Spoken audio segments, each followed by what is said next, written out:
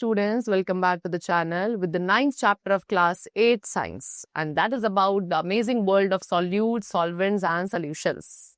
Okay, so let's talk about all of these different substances, that what are solute and what are solvent and how do they combine to form solutions. Okay, let's talk about them. See,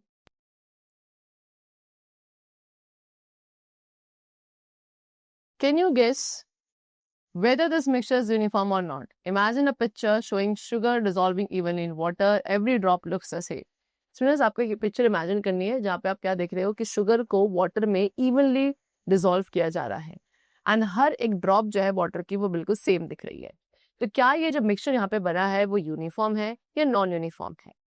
C, but what if you try, लेकिन अगर आप water में sugar की जगह chalk powder को mix करने की कोशिश करते हैं, क्या वो चॉक पाउडर इवनली शुगर या सॉल्ट की तरह डिसॉल्व हो जाएगा? No.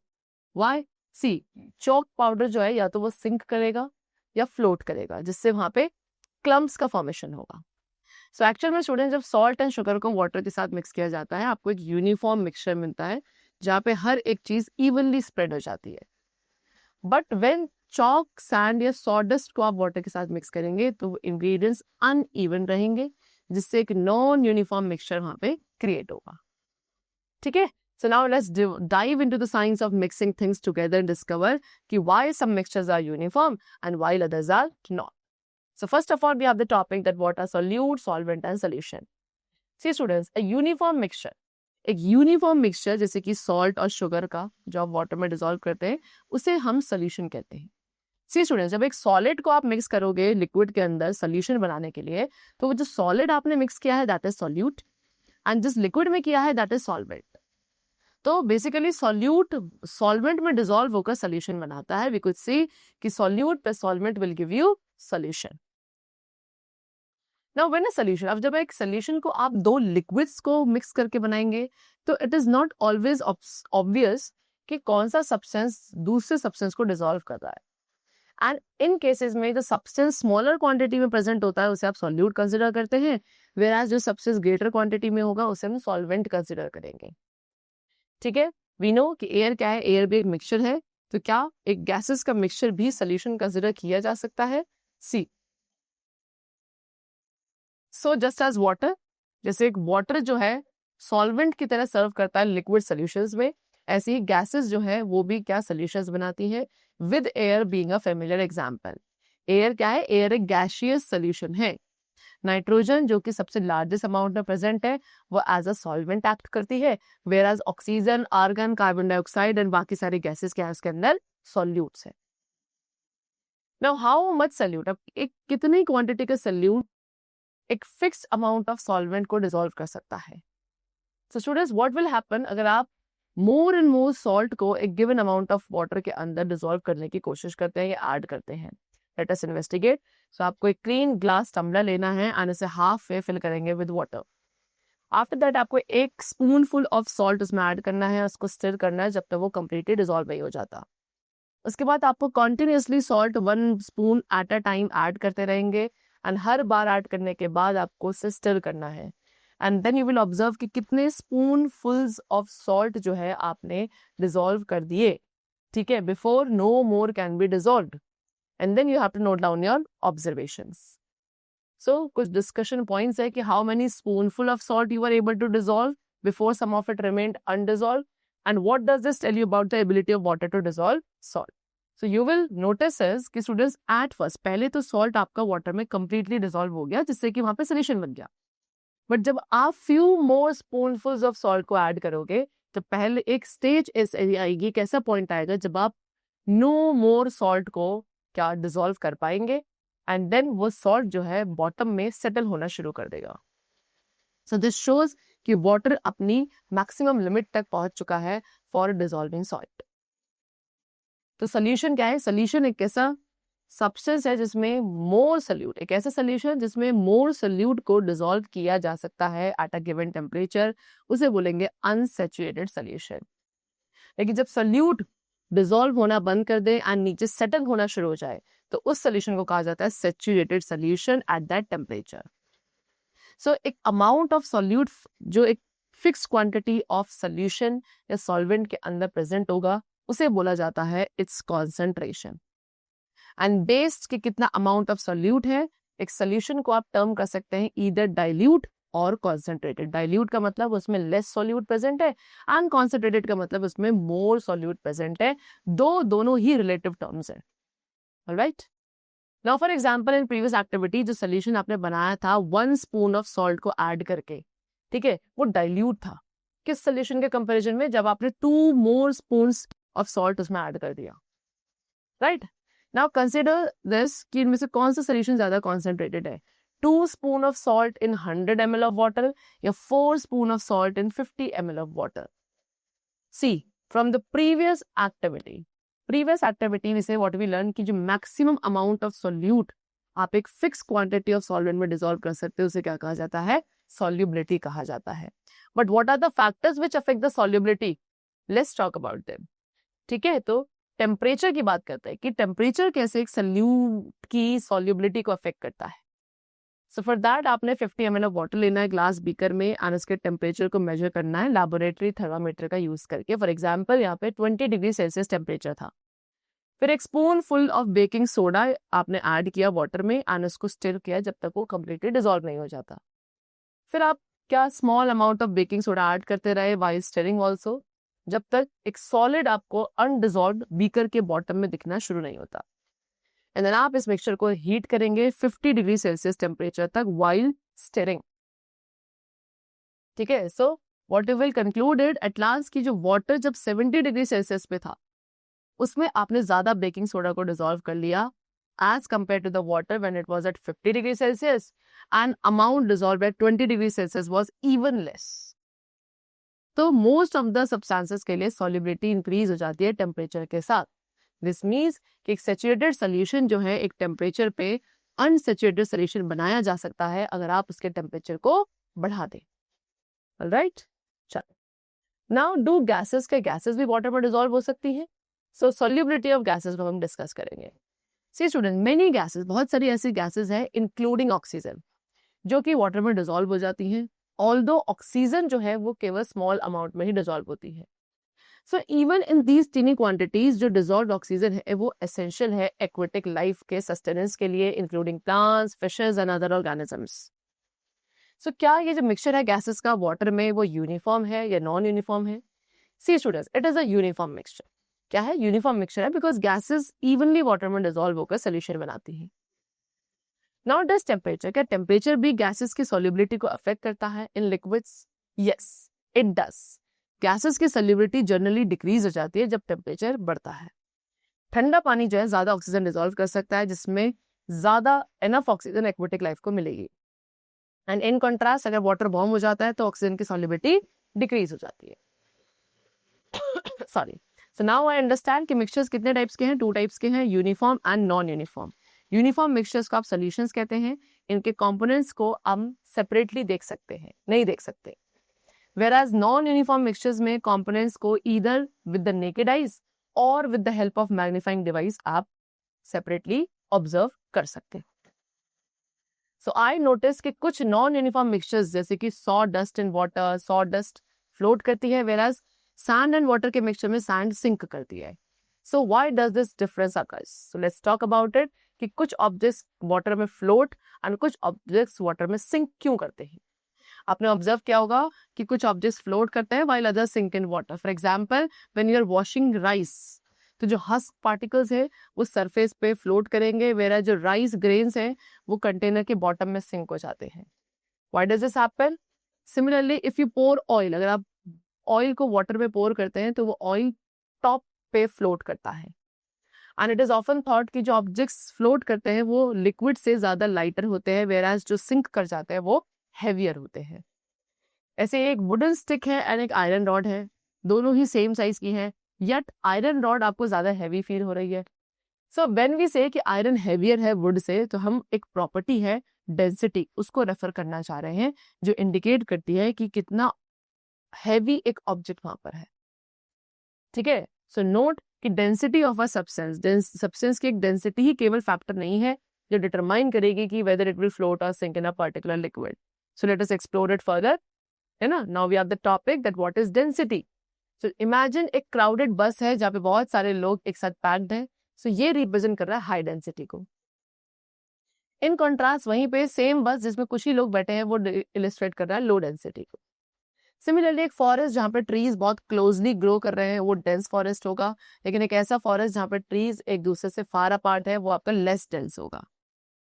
So now how do scientist, अब साइंटिस्ट कैसे डेंसिटी को डिफाइन करते हैं. वी हैव लर्न कि मैटर क्या है. Matter is anything that is mass. कोई भी ऐसी चीज जिसका मास है एंड स्पेस ऑक्यूपाई करता है वो मैटर होता है.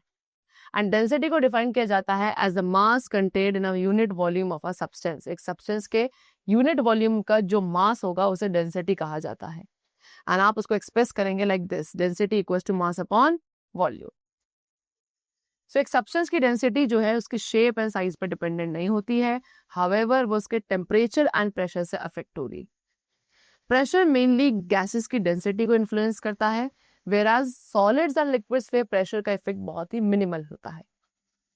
एंड द यूनिट्स जो आप यूज करते हैं डेंसिटी को एक्सप्रेस करने के लिए वो डिपेंड करती है मास एंड वॉल्यूम आपने क्या लिया है. एज यू हैव लर्न कि जो मास एंड वॉल्यूम के ऐसा यूनिट्स होती है वो होती है किलोग्राम एंड क्यूबिक मीटर, है ना. मास की किलोग्राम एंड वॉल्यूम की क्यूबिक मीटर. इसीलिए जो डेंसिटी की ऐसा यूनिट होगी वो होगी किलोग्राम पर cubic metre. We will write like this. For liquids के लिए अदर यूनिट्स का ऑफनली यूज किया जाता है कन्वीनियंस के लिए, जैसे कि ग्राम पर मिलीलीटर या ग्राम पर क्यूबिक सेंटीमीटर. ऑलराइट, चलो नाउ कन्वर्जन फैक्टर्स. अब डेंसिटी के लिए यहाँ पे कन्वर्जन फैक्टर्स आपको गिवन है लाइक 1 किलोग्राम पर मीटर क्यूब इक्वल्स टू 1000 ग्राम पर मीटर क्यूब, या 1000 ग्राम पर 1000 लीटर, 1 ग्राम पर लीटर, 1 ग्राम पर 1000 मिलीलीटर और 1 ग्राम पर 1000 centimetre cube. So at room temperature पे जो मास है 1 ml ऑफ वाटर का वो अप्रोक्सीमेटली 1 ग्राम होता है. एंड जब वाटर को मेजर करोगे आप यूजुअली वॉल्यूम को मिलीलीटर में कंसिडर करेंगे एंड मास को ग्राम्स में. सो इस तरीके से जो 10 ml ऑफ वाटर है इसका मास अबाउट 10 ग्राम है एंड 100 ml ऑफ वाटर है तो उसका मास 100 ग्राम होगा. फॉर एग्जाम्पल एक एल्यूमिनियम ब्लॉक है जिसका मास 27 ग्राम है एंड वॉल्यूम 10 सेंटीमीटर क्यूब है तो उसकी डेंसिटी होगी 2.7 ग्राम पर centimetre cube. This means what कि एल्यूमिनियम 2.7 टाइम्स लेस 2.7 टाइम्स ज्यादा डेंसर है एज कंपेयर टू वाटर. सो इसे एक्सप्रेस किया जाता है कि ये एक रिलेटिव डेंसिटी है एल्यूमिनियम की विद रिस्पेक्ट टू वाटर, जो कि कितनी है 2.7 नंबर. 2.7 ये एक ऐसा नंबर है जिसकी कोई यूनिट नहीं होगी. तो किसी भी सब्सटेंस की जो रिलेटिव डेंसिटी आप निकालना चाहते हैं वाटर के रेस्पेक्ट में तो कैसे निकालेंगे, उस सब्सटेंस की डेंसिटी अपॉन वाटर की density at that temperature. Now determination of density. So as I told you कि एक ऑब्जेक्ट की डेंसिटी निकालने के लिए आपके पास उसका मास एंड वॉल्यूम होना चाहिए, राइट. अब now how is mass measured. Mass कैसे मेजर किया जाता है, जैसे कि हमने पढ़ा कि मास है amount of matter present in an object. And एक ऐसा इंस्ट्रूमेंट जो मास मेजर करने के लिए यूज किया जाता है वी कॉल इट बैलेंस. आपने देखा होगा different types of balances shopkeepers भी यूज करते हैं. यहाँ पर हम एक डिजिटल वेइंग बैलेंस का यूज करेंगे to measure the mass. And as you learn in the chapter exploring forces कि वेट एंड मास दोनों ही क्लोजली रिलेटेड होते हैं ऑन द अर्थ. ऑलराइट, चले then how to measure volume. Secondly हमारे पास क्या है, वॉल्यूम मेजर करना है. जैसे कि आप गिवन है अ टेट्रा पैक. ठीक है, टेट्रा पैक है. इट में स्टेट कि इसके अंदर 200 ml ऑफ बटर मिल्क है. So what does it mean, जैसे कि you learn in the curiosity grade 6 की वॉल्यूम आपका स्पेस है जो एक ऑब्जेक्ट ऑक्यूपाई करता है एंड उसकी ऐसा यूनिट होती है cubic metre cube. Cubic metre, right. तो क्यूबिक मीटर मतलब क्या, it is the volume of a cube with each side measuring 1 metre. And अगर ऑब्जेक्ट स्मॉल है तो वॉल्यूम ऑफनली क्यूबिक डेसीमीटर या क्यूबिक सेंटीमीटर में भी एक्सप्रेस किया जाता है, जिसमें 1 क्यूबिक सेंटीमीटर को आप लिखेंगे 1 cc. देन जो लिक्विड्स का वॉल्यूम है वो यूजुअली लीटर्स में एक्सप्रेस किया जाता है which is equals to 1 decimetre cube. एक कॉमनली यूज होने वाली जो स्मॉलर यूनिट है लीटर की that is millilitre which is equals to 1 centimetre cube. Measuring cylinder एक कॉमन टूल है जिससे हम लिक्विड्स के वॉल्यूम को मेजर करते हैं, है ना. You could see these are the measuring cylinders, all of these. एक नैरो ट्रांसपेरेंट सिलेंड्रिकल कंटेनर होता है जिसका एक एंड ओपन होता है एंड एक एंड क्लोज्ड होता है. एंड इस पे जो मार्किंग्स होती हैं इस ट्रांसपेरेंट बॉडी पर जो मार्किंग्स होती हैं वो इंडिकेट करती हैं कि लिक्विड का जो वॉल्यूम है अंदर, है ना, वो आपको यहाँ पे इंडिकेट करी जाती है, सो दैट आप डिजायर्ड अमाउंट को इजिली मेजर कर सकें। नाउ स्टूडेंट, मेजरिंग सिलेंडर्स भी डिफरेंट साइजेस में आते हैं, जैसे कि 5 ml, 10 ml, 25, 50, 100, 250 ml and so on. So how accurately these cylinders can measure volume is something we can explore next. All right? Chalo, see. So students, they have given you a measuring cylinder over here. तो इस measuring cylinder में जो difference है दोनों major marks के बीच में, जैसे कि 10 ml और 20 ml के बीच में, या 50 ml या 40 ml के बीच में, वो कितने का है? 10 ml का. So actual में अब ये दोनों ही marks के बीच में, major marks के बीच में 10 smaller divisions होंगे, and one smaller division कितना? 10 divided by 10 1 ml को रिप्रेजेंट कर रहा है. Therefore we can say कि जो सबसे स्मॉलेस्ट वॉल्यूम इस मेजरिंग सिलेंडर के थ्रू मेजर किया जा सकता है वो कितना है? 1 ml. अब द स्मॉलेस्ट वॉल्यूम एक मेजरिंग सिलेंडर मेजर करेगा वो डिपेंड करता है उसकी टोटल कैपेसिटी पे. ठीक है, जो स्मॉल सिलेंडर्स हैं 10 ml या 25 ml के, उनकी जो स्मॉलेस्ट डिवीजन है वो यूजुअली 0.1 ml होता है, एंड 100 ml सिलेंडर में it is 1 ml. For a 250 ml cylinder it is 2 ml, and एक 500 ml सिलेंडर के लिए it is 5 ml. For example, if you need to measure, आपको 70 ml वाटर को मेजर करना है 50 ml सिलेंडर का use करके, तो इसे आप एक स्टेप में कर सकते हैं. आपको पहले 50 ml मेजर करना है एंड देन 20 ml, है ना. मल्टीपल स्टेप में मेजर करना जो है वो थोड़ा इनकन्वीनियंट होता है. देन उसके बाद यूजिंग 250 ml और 500 ml सिलेंडर्स आपको अलाउ करेगा कि आप वन ही स्टेप में मेजरमेंट कर सकते हैं, बट वहाँ पे एक्यूरेसी जो है वो डिक्रीज हो जाती है, बिकॉज उनका जो स्मॉलेस्ट डिवीजन है वो लार्जर होता है as compare to 100 ml cylinder. इसीलिए एक 100 ml measuring cylinder best choice है for this measurement. Alright, see measuring 50 ml of water, तो आपने एक clean dry measuring cylinder place करना है फ्लैट सरफेस पर. देन स्लोली वाटर आप उसके अंदर पोर करेंगे सिलेंडर में जब तक वो अपने डिजायर्ड मार्क पे नहीं आ जाता.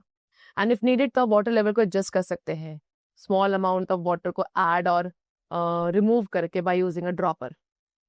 Then observe carefully, you will notice कि वाटर यहाँ पे कर्व्ड सरफेस बना रहा है, एंड उस कर्व को कहा जाएगा मेनिस्कस, है ना. फॉर वाटर या किसी भी अदर कलरलेस लिक्विड के लिए आपको सिलेंडर पे जो मार्किंग है वो रीड करनी है जो मेनिस्कस के बॉटम के साथ अलाइन कर रही है. इंश्योर कि आपके आईज जो है मेनिस्कस के बॉटम के लेवल पे हो while taking the reading. And once एक बार जब वाटर रिक्वायर्ड लेवल पर पहुंच जाएगा, दैट इज 50 ml, अब आप उसे अपने इंटेंडेड कंटेनर में ट्रांसफर कर देंगे. फॉर कलर्ड लिक्विड्स के लिए स्टूडेंट्स जो रीडिंग है वो आपके टॉप ऑफ द मेनिस्कस पे ली जाती है, ना कि बॉटम पे. Next we have determining volume of solid objects. Solid objects के वॉल्यूम को, रेगुलर शेप जिनकी होती है उन्हें कैसे आप डिटरमाइन करेंगे? सो फॉर दैट आपने सेवरल क्यूबॉइड शेप ऑब्जेक्ट्स लिए, लाइक नोटबुक, शू बॉक्स और अ डाइस.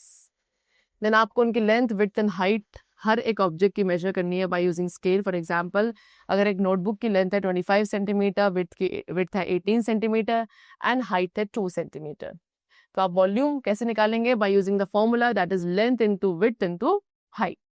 तो लेंथ कितनी थी? 25, width was 18, height is 2 centimetre, multiply करके you will get the answer 900 centimetre cube. That means ये आपकी क्या है? वॉल्यूम है उस नोटबुक का, 900 cubic centimetre. Okay, then determining volume of irregular. एक इररेगुलर शेप ऑब्जेक्ट का वॉल्यूम कैसे डिटरमाइन करेंगे? सो जैसे कि एक ऑब्जेक्ट है लाइक अ स्टोन, इसकी एक रेगुलर शेप नहीं होती, तो इसकी डेंसिटी को कैलकुलेट करने के लिए हमारे पास उसका वॉल्यूम होना जरूरी है. सो लेट अस लर्न कि हम कैसे एक ऐसे सॉलिड ऑब्जेक्ट का वॉल्यूम निकाल सकते हैं जिसकी शेप फिक्स नहीं है, इररेगुलर शेप है. So measuring volume of irregular objects, right. You have collect various objects from your surrounding, जैसे कि stone, metal keys and similar items. After that आपको एक measuring cylinder fill करना है with the water up to a chosen volume. For example, यहाँ पे हमने 50 ml ले लिया, and then आप उसके initial volume को note करेंगे. After that एक object को आपको tie करना है, such as a stone, किसके साथ? thread के साथ, and gently आप उसको measuring cylinder के अंदर lower करेंगे. Observe what happens to the water level. ठीक है, and then record the final volume. इसका फाइनल वॉल्यूम आपको रिकॉर्ड करना है जब वो वाटर लेवल रेज हो जाएगा. For example 55 ml. इसके बाद इनिशियल वॉल्यूम को आप सब्ट्रैक्ट करेंगे फाइनल वॉल्यूम में से, सो दैट आप क्या करें? उस ऑब्जेक्ट के वॉल्यूम को डिटरमाइन कर सके, right. And then record your observations. ठीक, see. So note the volume values measured in ml. जितने भी वॉल्यूम वैल्यूज ml में मेजर्ड होते हैं स्टूडेंट्स, मिलीलीटर में, उन्हें आप एक्सप्रेस करते हैं in the equivalent units of cubic centimetre for solid. ठीक है, जैसे कि हमने पहले भी देखा कि कैसे हम मास एंड वॉल्यूम जो है वो मेजर कर सकते हैं डिफरेंट लिक्विड एंड सॉलिड का। सो ये मेजरमेंट्स को आप यूज कर सकते हैं उसके बाद उस ऑब्जेक्ट की या सब्सटेंस की डेंसिटी को कैलकुलेट करने के लिए। So density can be determined by using the formula that is density equals to mass upon volume. Now let's explore further. Did you know कि अर्थ आपका सेवरल लेयर्स का बना है, crust, upper mantle, lower mantle, outer core, inner core, right, and हर एक की specific range of density होती है। सी जो आउटर मोस्ट लेयर है यानी कि क्रस्ट लेयर वो सबसे लाइटेस्ट है ना, एंड द डेंसिटी उसके बाद बाकी सारे जो लेयर्स है अर्थ की उनकी डेंसिटी इंक्रीज होते जाती है जैसे जैसे आप सेंटर के टुवर्ड्स जाएंगे। तो जितना आप अर्थ के डीपर जाएंगे प्रेशर और टेम्परेचर दोनों ही कंसिडरेबली इंक्रीज होता है, जिसकी वजह से मटेरियल ज्यादा डेंस हो जाते हैं and more compact also. Now effect of temperature, density पर टेम्परेचर का क्या इफेक्ट है? सो इन जनरल एक सब्सटेंस की डेंसिटी डिक्रीज होती है when you heat it, and if you cool it तो उसकी डेंसिटी विल इंक्रीज। अब इसे हम समझ सकते हैं बेस्ड ऑन कि हमने क्या chapter particular nature of matter में पढ़ा था, यानी कि एज द टेम्परेचर राइजेस, जब टेम्परेचर राइज होता है स्टूडेंट्स, तो जो सब्सटेंस के पार्टिकल्स हैं चाहे वो सॉलिड हो, लिक्विड हो, गैस हो, वो एक दूसरे से दूर भागने लगते हैं एंड स्प्रेड आउट हो जाते हैं। इससे उस सब्सटेंस का वॉल्यूम इंक्रीज होगा, whereas mass will remain unchanged. Since density को आप कैलकुलेट करते हैं एज मास अपॉन वॉल्यूम, तो अगर वॉल्यूम इंक्रीज होगा तो उससे डेंसिटी डिक्रीज हो जाएगी। तो दिस एक्सप्लेन कि क्यों हॉट एयर ऊपर की तरफ राइज होती है, क्योंकि वो लेस डेंस है as compared to the cooler air which is surrounding it. Similarly hot air balloon भी आपका इसी सेम प्रिंसिपल पे ऑपरेट करता है। Alright, and the last topic we have is effect of pressure on density. So is pressure also affect, किसी भी substance की density को pressure भी affect करता है लेकिन differently depending कि उसकी state क्या है। For example in gases में pressure increase होने से particles और ज़्यादा एक दूसरे के close जाएंगे, जिससे volume reduce होगा and density increase हो जाएगी। लिक्विड्स के लिए प्रेशर का लिटिल इफेक्ट होता है बिकॉज वो नियरली इनकम्प्रेसिबल होते हैं, एंड आज we learn in the chapter particular nature of matter, जो सॉलिड के पार्टिकल्स है वो ऑलरेडी काफी ज्यादा एक दूसरे के क्लोज होते हैं, सो देयरफॉर प्रेशर अप्लाई करने से सॉलिड्स पर बहुत ही नेग्लिजिबल इफेक्ट आता है ना, एंड उनकी डेंसिटी में भी जो चेंजेस आते हैं सॉलिड्स की due to applying pressure, they are usually negligible. Alright, that's all for the chapter. It's completed and I hope you must have understood it very carefully. Let's meet very soon. Till then, take care of yourself and thanks to all.